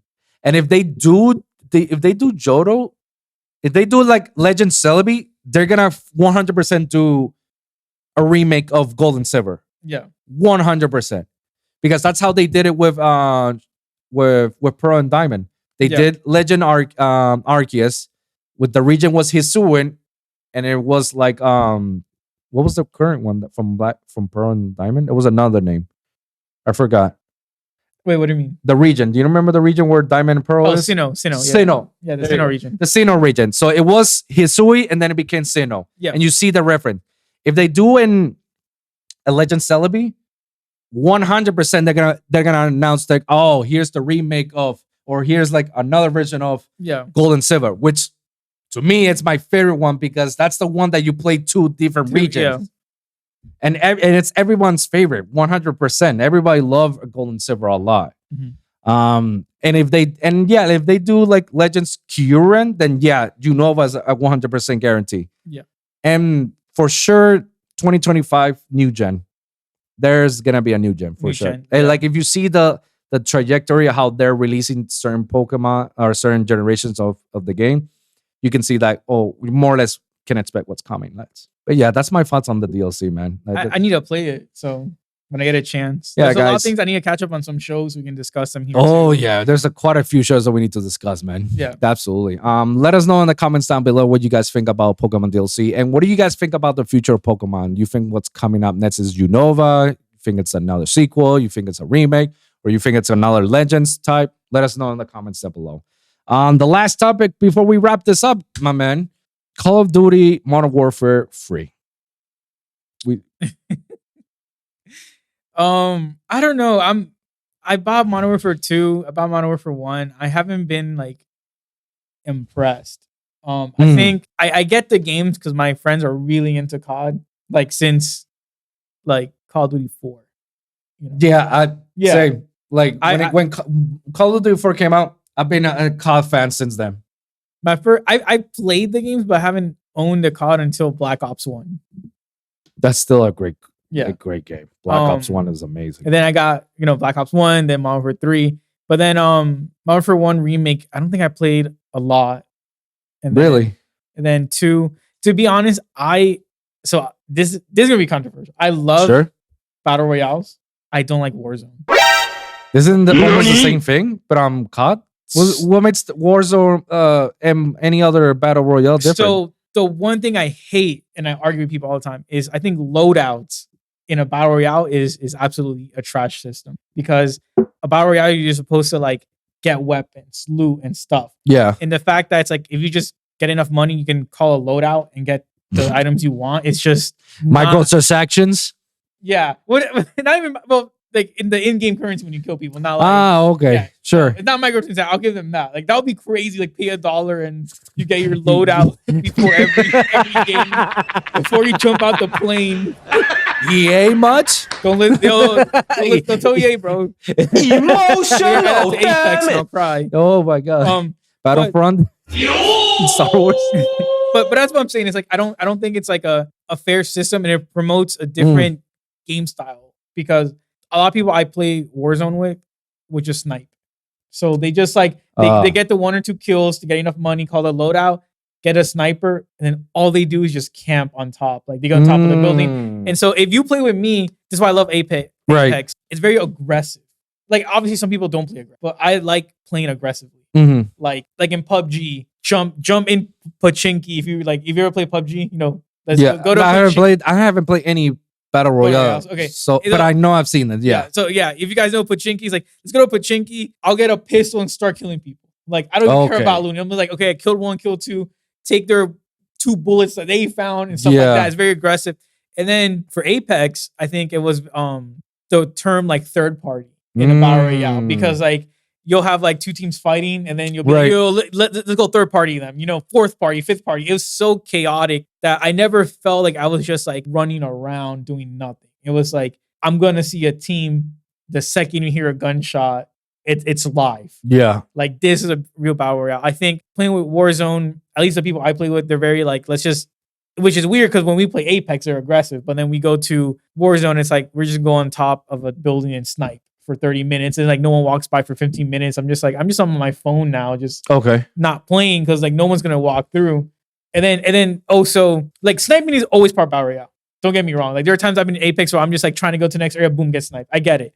Annoying. Annoying, but it's part of the game. But I think CoD very promotes that. And I'm like, I'm not playing Sniper Elite 4. I'm playing, okay. Now I get, yes. Okay. It's like, yeah, PUBG like was like, I guess and like, I'll go back to Fortnite sometimes, because Fortnite is like that too. Like no one's really sniping you. It's like, we're going to land in Tilted Towers. I don't even know Tilted Towers is still part of the game, but you land, you pick up a gun, you shoot, and you just go like area to area, killing teams. And I think with Warzone, at least what I've experienced, it hasn't been like that, and it's very boring. So it's like, if I'm gonna like put an hour into gaming, I actually want to do something. And I think with Warzone, it's like 30-minute match. Like, yeah, we'll make it to the final circle, but it's like my interaction the whole game was like less than 3 minutes. And let me ask you, like in Warzone, you got your weapons right away. It's not like Fortnite that you have to look for weapons. No, you look for weapons. Oh, okay. But I'm saying it's like once you like pick up, I think a small amount of money. Yeah. You can call like a crate that drops. Yeah. And when it drops, you get to pick a loadout. Okay. So you don't have to go, like if you're a sniper in Apex or PUBG or whatever, you have to go find that sniper. Here, it's like, once I got enough kills or money, I haven't played Warzone forever, but like once you call the loadout, you get it, you got your sniper. And I know at least for Warzone 1, you could have overkill, which lets you carry 2 snipers. So I'm just like, Jesus. I got my buddies carrying 2 snipers, like, or maybe I'm misremembering. Meta sheeps. Yeah, maybe I'm misremembering if you could carry 2 snipers, but I'm saying like they would literally just have a sniper. They're like, oh, this is my first sniper, and it's like, but you didn't. I mean, you could argue you earned it because you got the loot crate drop, but it's like you got a loadout. It's not like you went out and you, oh my God, yes, I found my, like L9 or Dragunov or whatever, like sniper you want. It's like, you just pick it. And to me, that was like, not the game style. Because I think to me, like luck and chance is part of Battle Royale. Because it's like, because again, it's like, if I land somewhere and only have a pistol and you got like an AR, I can still possibly beat you. Okay. And it's like, because it's like, it came down to luck that I got a worse gun, but now it's going to become like skill that like I can outgun you with a pistol. But if you consistently always get like a sniper, then it takes out like the luck part really. Like the luck part is only part in like the first like 2-3 minutes of the game. Once you get your loadout, you're just like, you're just playing Call of Duty. And then if you get killed, do you get resurrected or you have to wait until the whole entire game ends and then you would? Like, you know how Fortnite they added the resurrection. They add the resurrection, but if you die, then you're dead in that game. Like, you have to either wait until everybody's done and do a rematch, or get out early and just play another game. You get resurrected. I think in Fortnite they added that too, because they copied Apex. Apex let you resurrect, and then Fortnite copied and call it like the revive bus or something like that. Yeah, because isn't that annoying? You get frustrated that you die once and you're like, fuck, I had to wait until my whole team dies or wins. Yeah. And you're the whole time spectating it and waiting until the whole thing is over. Like, I would get frustrated with that, man. Yeah, and I think Apex, when it came out, like, they realized that, like, people are probably annoyed that they're just sitting there for 20 minutes doing nothing, and you might as well have like a resurrection system. And then Fortnite was like competing against Apex at the time, then they just copied it. And I mean, again, it's a good feature, right? So it's good that they copy them, right? And I think with Warzone, they just added that straight off the bat. So in this upcoming Modern Warfare, like they're not adding much to it. It's just I think people are hyped up because they're bringing back the original like 16 maps from Modern Warfare 2, like Rust. It's like everyone knows Rust. Yes. But they had Rust in the Modern Warfare 1 remake. You know, so it's like you played it recently. It's not like it's been locked for like years and years. Like, you played it recently. I think Dome people were excited for in Modern Warfare 2. It came out this year because Dome has been locked in Modern Warfare 3, right? Mm-hmm. It's been locked since 2010 maybe. Yeah. So like people were excited for that, but it's like they're bringing back the 16 maps, but it's like you're gonna be paying like $70 and you're just getting remastered stuff. So I don't really agree with that. And then the zombies. I thought the zombies was only for Treyarch. Like any game that Treyarch does, that's what it gets. Like all the Black Ops. Every Black Ops they have a zombie. Anything that's not catered to Modern Warfare storyline, they don't have zombies. They have like the whole competitor. Everything that's outside of Modern Warfare is zombies all the way. So that was kind of interesting that they're putting it on Modern Warfare. Yeah, but if you saw the trailer, it looked like it was just like almost like Gears, like horde mode. Oh, like it's not like it's okay. Okay. Damn, really? But it's weird because they're having the Treyarch. It's building off of Cold War. Yeah. Because that's another Treyarch game. It's building off of that. From Black Ops. Yeah, from Black Ops. Yeah. So they're building off of it story-wise, but it's not like you're gonna train zombies or blah blah blah. It's literally straight up like you're thrown in a field and zombies are coming from you every direction. And in the trailer they had the ray gun. So it's like, okay, so it's like people want zombies, but you gave them a whole different experience. So like even if I love zombies, I literally sometimes will replay Easter eggs. Right. And it's just like that's not zombies to me. Like you can add as many ray guns and wonder weapons as you want, but to me, I was not hyped for it. And I think a lot of YouTubers really were also like let down because they were like excited to have zombies again. It's like this is just horde mode. And don't get me wrong, I love Gears of War. Yeah. But Gears of War, amazing. But it's like amazing game. Gears, you go for horde mode. But Call of Duty Zombies is not. It's not the same thing. It's not an open field zombie mode, and they just gave us that, and it's like no one was really asking. I don't know if I remember this, but did Microsoft bought Activision, or they haven't done the acquisition, or they're in that process to during get the process? I think it got approved in the US. Okay, because I think the FCC tried stopping them. Yeah, and then they were like, "You guys were trolling because PlayStation does worse practices than us, and we're not even the top competitor in the gaming industry." So do you think that there's some influence as to why they put that stuff on Modern Warfare? Like you say, Gears of War is owned by Microsoft Studios, Epic Games. I don't think so. I don't think anyone was demanding a horde mode. I think whoever was doing their marketing or research, like R&D, probably thought like this is what the gamers want. Which is sometimes not always true. That's not, yeah. That's shooting barrels in the blind. Like you're the blind man shooting. Yeah, absolutely. I don't think it was an influence. I don't think they would influence Activision just yet. And again, it's like if they want to make a horde mode, they have IPs to do horde modes. They don't really need Call of Duty to be a horde mode. Okay. I think people will happily just be like, oh, throw me Marcus Phoenix and we'll do, horde mode, Dom. But yeah, I think with the acquisition though, I think it's being stopped or looked at by Europe. So it also has to be approved by Europe. So but once they get it approved, they'll be able to fully acquisition it. But yeah, I don't think it's an influence. I just think someone thought this would be fun and no one really agrees with it. Yeah, when I felt that was way too early to release Modern Warfare 3. I thought we were gonna have it next year. Because if you see again, look at the track record of all the Call of Duty games. When they release from Modern Warfare, next year is another one like Black Ops or Cold War or something. Following year is Modern Warfare again, and so on. So it was kind of weird that they released Modern Warfare 2 last year and then they're releasing the third one this year. It's like, couldn't you just like wait a little bit longer? I felt like it's being rushed. Am I excited? A little bit because I'm a Modern Warfare fan. I personally love the remake of the Modern Warfare. I feel like it was a fresh new perspective, a fresh new story. So it's like, all right, cool. Last year's Modern Warfare 2, it was cool, but it was almost the same thing. And story wise, I was like, I don't know how they're gonna do it with this one. I'm a campaign driven person. Okay. Last time I played multiplayer was with Ghost, the most controversial Call of Duty game of all. Really? Nobody liked. To my knowledge, nobody liked Ghost. And to me, Ghost was my favorite. See, okay. Everybody can say otherwise, you guys. It's subjective. It's my freaking opinion. But I felt Ghost was pretty cool, both campaign, multiplayer, and even the alien hordes. Like, you know how they got zombies? Yeah. Well, this one was more about aliens. I was like, dude, this is freaking amazing. I love this.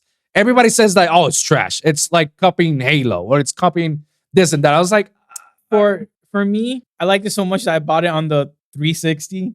Yeah. Sold it to get it on the Xbox One. And Wow. all my friends did that. So we all bought it. Like we bought it on 360, Right. sold it to get it on the Xbox One once we got our Xbox Ones for Christmas. Mhm. So I bought the game twice. I think the worst Call of Duty, Advanced Warfare. I don't care. Is that the one with the actor Kit Harington, the one from Jon Snow? Honestly, I don't remember. Oh, okay. So the thing is, for me, I'm driven by multiplayer. So I can't tell you the campaign. I think the last campaign I did was Ghost, honestly. Yeah.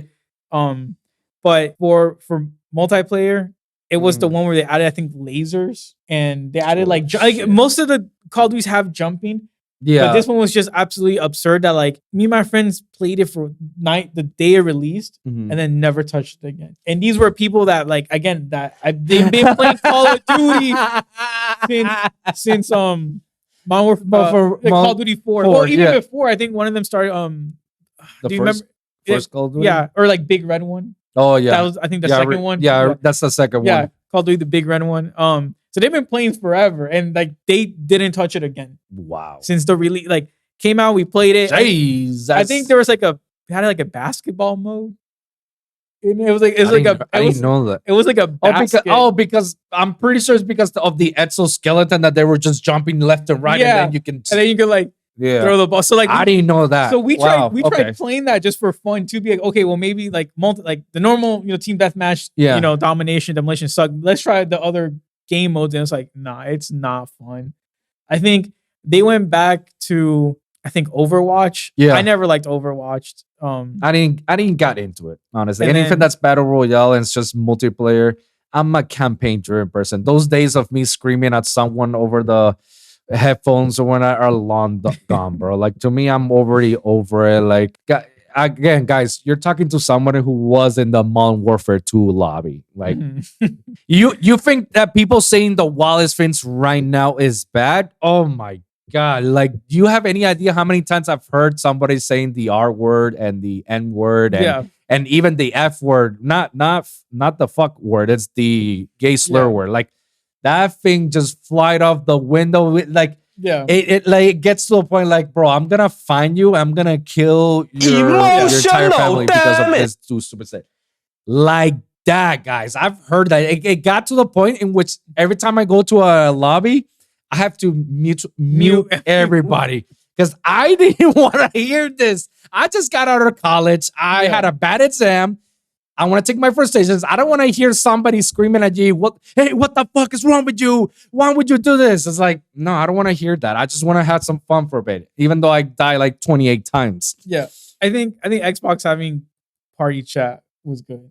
Yeah. Because like I would just like, cause again, I always play with friends. So I never had to hear like the random people. Although like sometimes we did, I think for search and destroy they would like kick you out of party chat. Oh, really? So you have to be in the search lobby hearing people. I remember that. Yeah, it was cancerous, bro. Yeah. And then people were like doxing each other. Like, oh, no, you live in Arizona? Oh, this is your address? I'm like, bro, like, it's just a game. Like, just ready up the next lobby. They've probably done that a few times. Little did they realize I live in Puerto Rico. So it's like, yeah, what are you going to do? You're going to come and fly over here and do something? Like, good luck with that. Yeah. I mean, don't dox anyone. But no, please, guys, we don't encourage that. Yeah. We don't. Please do not do that. That's highly illegal. Yeah. But I'm saying is like, yeah, someone's like, oh, I know you live in like Florida. And it's like, are you flying here? Are you wasting $500-$600 to fly and pick a fight with me? I mean, just so you know, Florida is you stand your own ground. Just saying. I'm not promoting violence. Yeah. I'm not an advocate of violence. But if you come over to my home uninvited, I'm just saying. Yeah. I'm putting it out there as a warning sign. Not that I'm advocating, not that I want it. I don't want anywhere. It's drama free all around, guys. But guys, do not go to other people's or people's addresses. You never know. Like, you're putting not only that person's life in danger, but you're putting their entire family that they have nothing to do with what they're doing and whatnot. Like, don't do that, guys. And it's like you say earlier, it's a video game, guys. Yeah. Unless you're playing competitively to win millions of dollars, like, you're not gonna get anything further other than bragging rights. Like, come on, like, chill out. Especially now that everything is like skill-based matchmaking. It's like, if you're calling me trash, are you also trash? Because you're in the same skill level as me, bro. Like, no, bro. I'm in prestige. I'm in prestige 1. Okay. Like, come on. What are you talking about? Like, you're the trash. I'm in prestige. If you think just because you're level 1 and I'm level 1, no, I'm level 1 prestige. Master prestige. Sorry, but as you're still level 1 to me. I mean, you died the same amount as I did. I like, good. All right. Yeah. But overall, what are your thoughts of Modern Warfare, man? Modern Warfare 3. I mean, I'm not impressed, but again, if all my friends get it, I'm gonna get to have fun, like. But if it's coming down to me, like, I'm the only one that's gonna buy it, nah, I don't think I'm gonna invest in it. But if I got a couple friends, it's like, yeah, because we're gonna be playing till like 3 a.m., 4 a.m. having fun. So I don't mind spending money in a game if like all my buddies are gonna play it. But like overall, it's like I don't think they're like, we love zombies. Yeah. None of them were impressed by the zombies. Some of them were like hyped up for the maps, and I get it, right? Because it's like Rust and all the other maps. So I see why they're happy, but to me, it's like I don't see anything. And then I like that they're like, oh, anything you buy Modern Warfare 2 gets carried over to Modern Warfare 3. So it's like that's, I guess, microtransaction friendly, although microtransactions themselves are not friendly. But but it's like, at least it's like the skins you bought before or unlocked carry over. So I was like, I think that's a good thing. That's a good step. Because that way you don't have to start all the way from zero. It's like, no, you already got all your stuff, your gears and whatnot. It's like, all right, now we just continue on where I left it off, only with new maps and new people and whatnot. Sure, that's fine. I think again, I don't do R&D, so I can't say, but maybe they're realizing like a lot of people just want to get into the game and play. And maybe they don't want to grind. So it's like, I don't want to grind a gold camel every single year that, And I think back in the day, people loved doing that. But I think now it's more like... Yeah, because it was a flex. It's like, I finally... I guess they looked at it as more of an achievement. It's like, yes, how many hours I finally did it. Now it's easy, it's accessible. And sometimes it's kind of like, kind of hard to get it. So people are like, man, bro, back in Modern Warfare 2, it wasn't this hard. All I gotta do is just do this. And even though it takes me a while, I still get it. Now I gotta do this and then gotta do this, then fight this. Like, I can see how people get frustrated and they're just like, finally, I can just keep it. I don't have to grind as much. If there's something new, then all right, then I'll fight for it. And there are games where like the microtransaction camos are better than the gold camo or diamond camo. Like, I think Black Ops 4 had some of the best microtransaction skins. Like, there was one I would always spam on my guns. That was like it was like an anime girl, and it was like a moving camo, like a reaction camo. And so I thought it was like, I don't know, I love trolling people, so I always will like use like pink skins. Like even in Modern Warfare 2, they had like a Valentine's Day bundle. Okay. That was like you get like this like, I guess like gold rose or more pinkish like gun. Yeah. And the tracers are pink. And then when you kill people, it's like a heart thing. I bought that and I just love killing people with that. So it's like, I'm never going to use the gold camo, to be honest. Like, I got Riot Shield, I think Diamond. Right. And And it's like, but there's other camos that look better than diamond. So it's like, I think they realize like people are not grinding because it's not flex. Because back in the day, like having the golden like desert eagle, that was a flex. That was the best skin in the game. But now it's like microtransaction skins are better. And it's like, if I'm gonna buy like waste money on a skin I just bought, I'm gonna put that over gold any day. So I think you're right. Like it's no longer a flex if you got gold or not, because it's like anybody can buy it. Yeah. It's just a one microtransaction away for them to do it. It's just like what, $10? All right, here, $10. Yeah. So yeah. I mean, like I said, I'm not really impressed, but if my friends get it, I'll get it. Just to put in the hours to play. Yeah. Overall, I'm like I said earlier, I'm a campaign-driven person. I stopped playing multiplayer like a long time ago. I really don't care much about the multiplayer. It sucks that most of the time when I play these campaign-driven games, it's only like 6 hours and you beat it. And that's it. I miss when Call of Duty 4, Modern Warfare. I remember it took me 8 hours. Obviously, people will speed run it. Fine, you can speed run it. It'll be less. But at least in those 8 hours, it took me a while to finish it, and I enjoy every moment of it. And they started to little die out after Black Ops 1. Because I remember Modern Warfare 3 was pretty short. I loved Black Ops 2 campaign. Because that was actually a well-put campaign. It was the one where your choices changed. It matters. Yeah, it matters. So like you could play the campaign once and then play it again a completely different way, get a completely different ending, see different characters. 100%. So I think like doing stuff like that is cool because it has like replayability. Yeah. So, but like you said, it's like you're gonna spend like now the games are $70. Like you're gonna spend $70 on a 6-hour campaign. That's not really as much as I want to be excited for it because I'm just campaign driven about it, and I want to know how this will finish the storyline for the Modern Warfare of the remake of it. I will not purchase it. I'm gonna do what I did last year. Like my cousin had his GameFly account. So he just rented out Modern Warfare 2, and once he's done, he just borrowed it to me, and I just played it. I finished it, gave it back to him. Didn't spend a dime. I'm just gonna go with that route. If he wants to rent it out, then I'll wait so he can play it and I'll play it. If he doesn't, then that's fine. I'll ask for him to like, hey, can you rent it out for me? And then I'll finish it up and then you can get it back so that way you can get your game that you want to rent out. I'm going to go that route because I'm only getting it for the campaign. It doesn't make sense for me to spend, like you say, $80 just so I can play the campaign that's like 5 hours or less to play for. Like it makes no sense, especially if I'm not going to go with the multiplayer. If they would have done like they did with Ghost, that they have like the aliens storyline, then yeah, I will purchase it because I like the Ghost alien arc and whatnot. What was it called? It was called Extinction, right? Yeah, Extinction. Extinction. Okay, I remember that. It was great. I loved it. I played all the way to the end. It was great for me.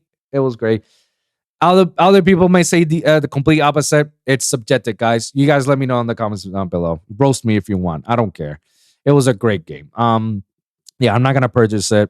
And now, when this game releases, now I'll purchase Modern Warfare 2 because it's like $20. $20, yeah. So it's like, all right, now because I have the first Modern Warfare, I collect all the Modern Warfares, so it makes sense for me to purchase it now at 20. And I'm gonna do the same thing with this one. I'm gonna wait until next year, 20, bang, got it.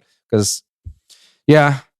I thought it was going to be good, but, I'm a campaign driven. And like you say, paying that much money doesn't make sense. Unless you're into multiplayer and if you really, really want to get it, then sure. But for now, we'll see how it goes. But we're not that enthusiastic to get it. I'm happy to get it just to play the campaign. Not happy that I have to like get it right away. But yeah, dude, like those are our thoughts, man. You have anything else to say?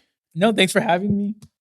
First time being on a podcast. I mean, I do make YouTube content, but never like had like a sit down with someone and talk. So it was really interesting and really cool, and definitely willing to come back. Absolutely. And help you. My Phoenix Yugioh, man, he's gonna be a recurring guest coming over to the show whenever he's available. He'll come over and swing by, and we can knock it out here, guys.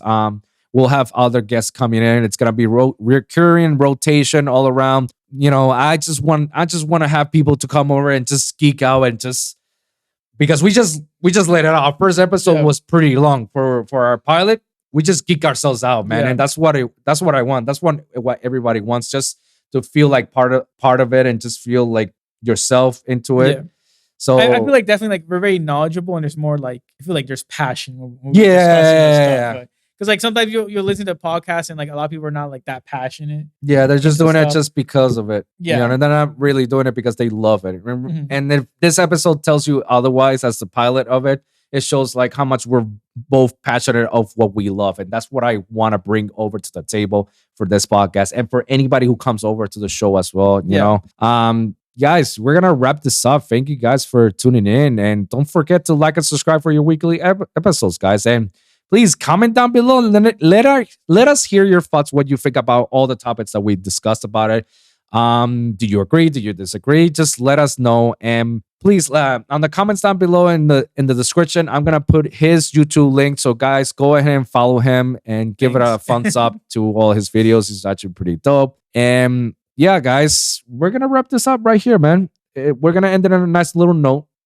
Thank you, Mike, bro. Thanks for having me. Absolutely. So thank you guys for tuning in. We'll see you on the next one here at Wolf, A Wolv in Gates Clothing, guys. The podcast that's going to be changing the game. Let's go.